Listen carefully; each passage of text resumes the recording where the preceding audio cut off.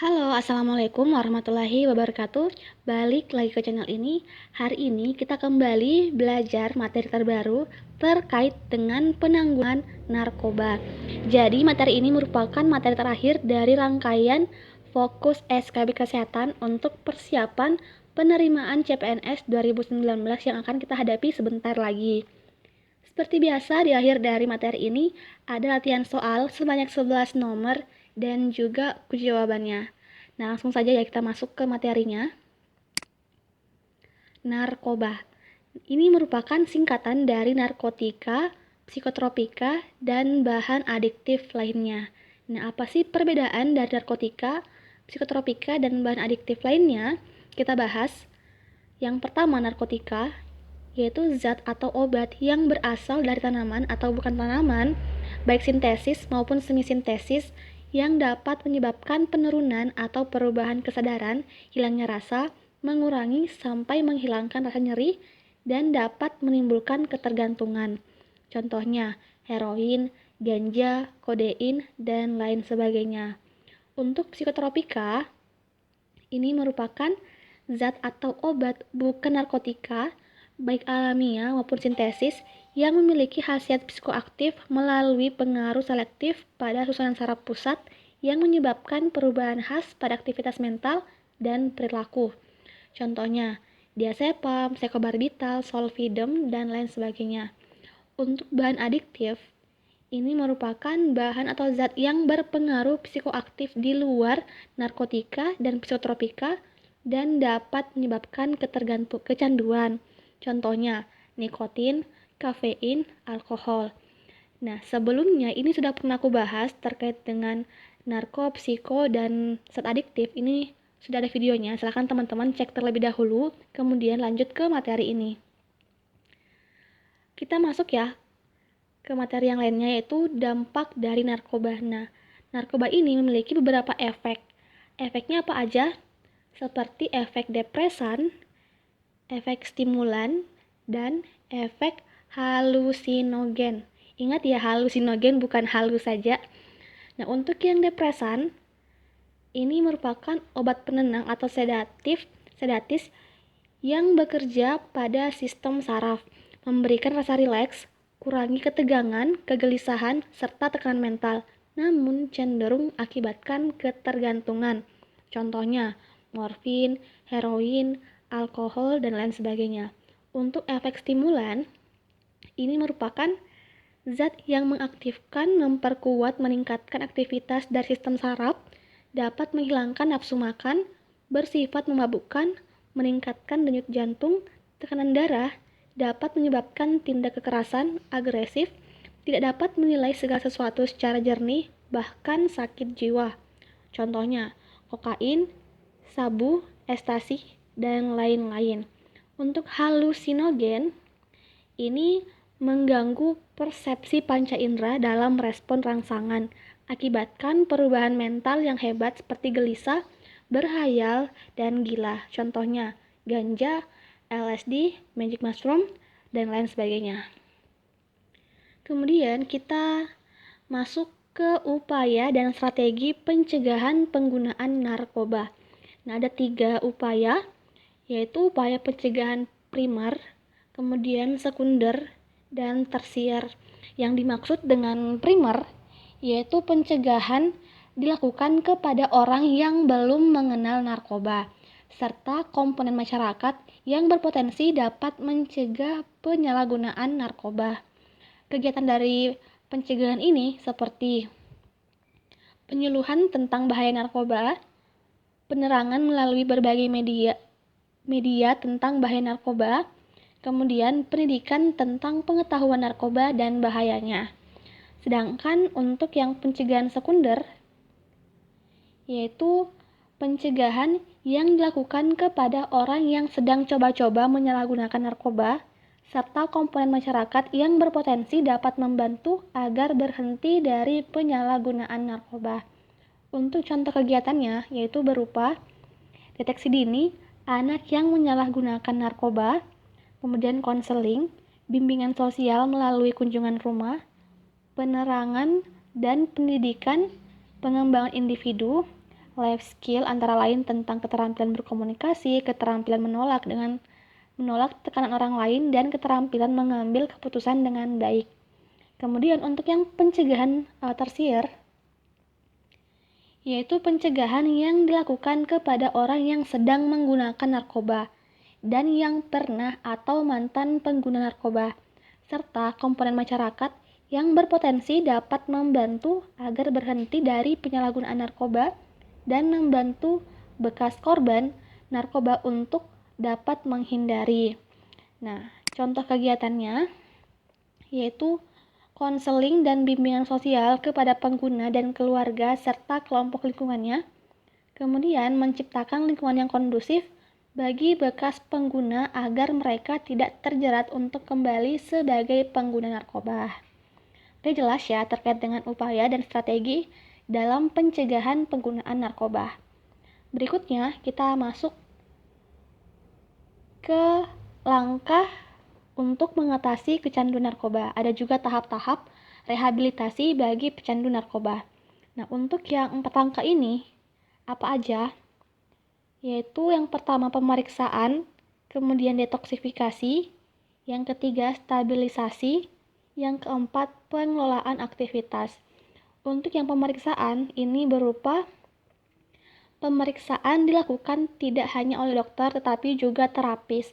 Pemeriksaan bertujuan untuk mengetahui sejauh mana kecanduan yang dialami dan adakah efek samping yang muncul.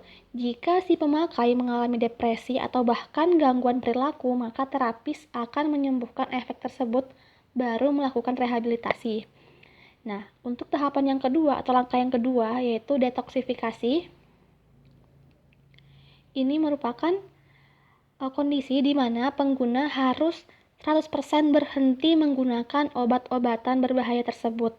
Selama proses detoksifikasi, dokter akan meringankan efek yang tidak mengenakan tersebut dengan memberikan obat. Jadi, pecandu akan disuruh untuk berhenti. Nah, ketika berhenti pasti mereka akan merasakan rasa yang tidak enak. Nah, untuk menghilangkan rasa tidak enak tersebut, maka dokter akan memberikan beberapa obat untuk menghilangkan efek yang ditimbulkan. Nah, di samping itu, pecandu juga harus memperbanyak minum air agar tidak terkena dehidrasi serta mengkonsumsi makanan bergizi untuk memulihkan kondisi tubuh. Berikutnya, stabilisasi. Langkah ketiga yaitu, setelah proses detoksifikasi berhasil dilewati, selanjutnya dokter akan menerapkan langkah stabilisasi. Tahapan ini bertujuan untuk membantu pemulihan jangka panjang dengan memberikan resep dokter. Tidak hanya itu, pemikiran tentang rencana ke depan pun diarahkan agar kesehatan mental tetap terjaga dan tidak kembali terjerumus dalam bahaya obat-obatan terlarang. Dan tahapan yang terakhir yaitu pengelolaan aktivitas.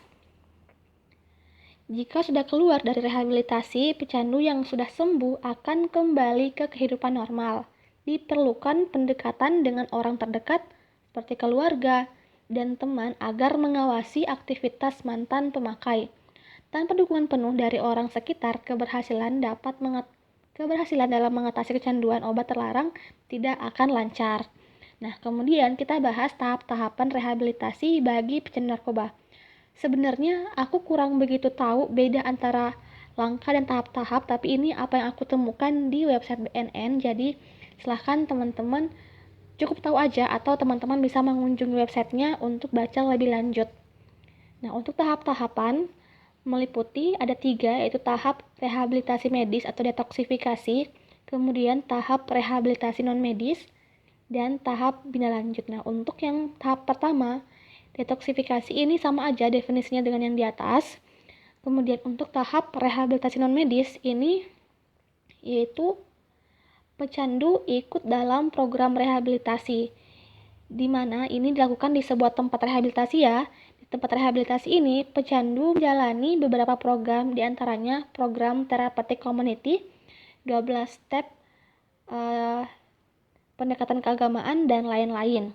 Kemudian untuk tahap yang ketiga, yaitu tahap bina lanjut, ini pecandu diberikan kegiatan sesuai dengan minat dan bakat, dan pecandu dapat kembali ke sekolah atau tempat kerja namun tetap berada di bawah pengawasan.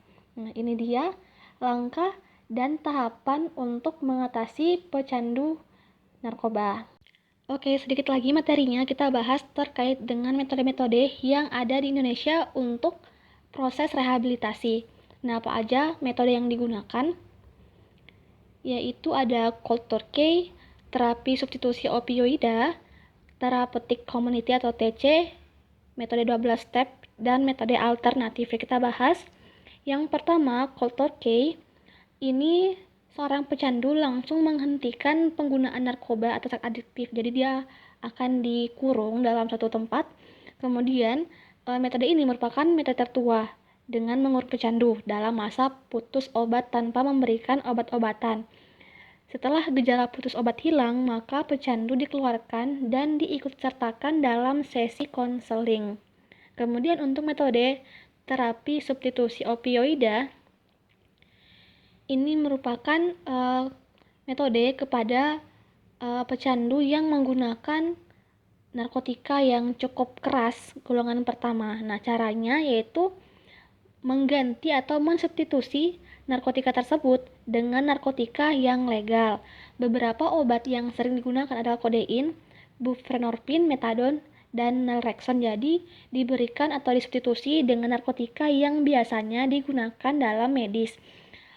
Obat-obatan ini dapat digunakan sebagai obat detoksifikasi dan diberikan dalam dosis yang sesuai dengan kebutuhan pecandu. Kemudian secara bertahap dosisnya diturunkan. Untuk yang ketiga, metode yang ketiga yaitu metode therapeutic community. Ini melakukan terapi terhadap kondisi individu secara menyeluruh dengan menggunakan kekuatan komunitas sebaya.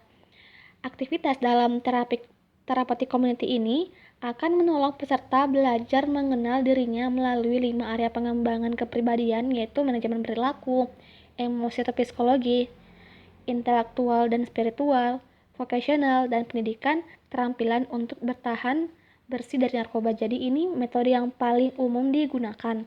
Kemudian untuk yang metode 12 step, yaitu suatu metode terapi yang terdiri dari 12 langkah di mana si pecandu yang menjalankan program harus mampu mengimplementasikan 12 langkah ini dalam kehidupannya sehari-hari. Nah, aku sendiri tidak menemukan apa aja 12 langkah ini. Ini jadi cukup tahu aja bahwa ada 12 langkah dari metode ini. Kemudian untuk yang metode alternatif juga aku tidak menemukan definisi yang lebih lanjut. Oke, cukup sekian ya untuk materi kali ini, kurang lebihnya mohon dimaafkan. Jujur aku juga tidak menemukan bahan bacaan yang sesuai dengan yang aku harapkan, tapi semoga ini sudah cukup untuk sebagai bahan persiapan kita untuk menghadapi SKB yang semakin dekat. Sebagai bahan evaluasi, silakan teman-teman mengerjakan 11 nomor latihan soal. Selamat mengerjakan!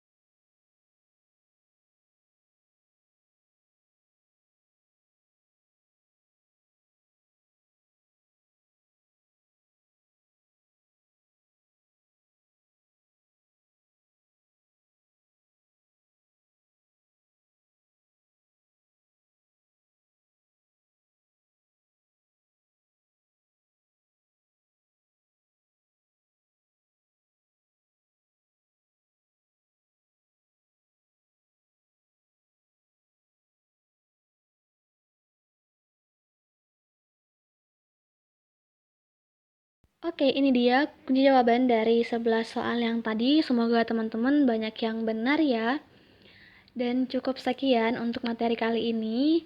Kurang lebihnya mohon dimaafkan. Assalamualaikum warahmatullahi wabarakatuh.